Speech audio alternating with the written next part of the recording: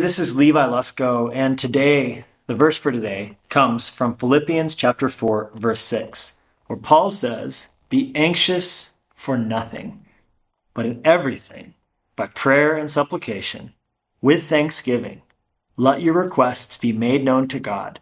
And then, even though I'm sneaking one more verse in, don't tell anybody.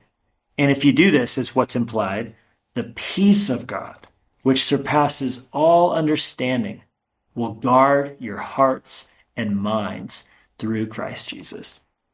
It is super important to me to note that Paul doesn't say in this verse, what the Bible doesn't say is just as important as what it does. And what he never says, what he doesn't say is never feel anxious. If Paul said that, all of us could just throw up our hands and be like, well, we can't do this. I feel anxious. And you know what I think? I think Paul felt anxious at times.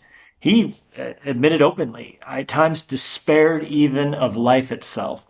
And we know that Paul wrote this book, the Book of Philippians, from a prison cell. And he was in one of his many, many, many imprisonments in life. And he was writing back to the Philippians, not to tell them, not to tell you and me, never to feel anxious, but what to do about it. One of your systems in your body is the nervous system. And when the nervous system acts awry, acts up, runs afoul, it's called a panic attack, or you have anxiety disorders. And there's medical implications to all of this, but there's also spiritual ones. And even under the best of circumstances, we're going to have our nervous system betray us. And so what Paul is giving us here is a peace system. Just like you have a nervous system, you need to have a peace system.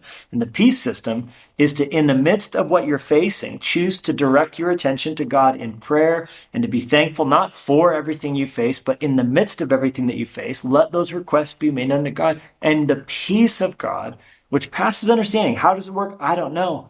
But it bypasses what you can figure out in the human. And in the supernatural realm, gives you strength in your mind. I'm daring you to believe today that as you choose thanksgiving and prayer in the midst of what you're facing, God is going to bless you with that supernatural peace.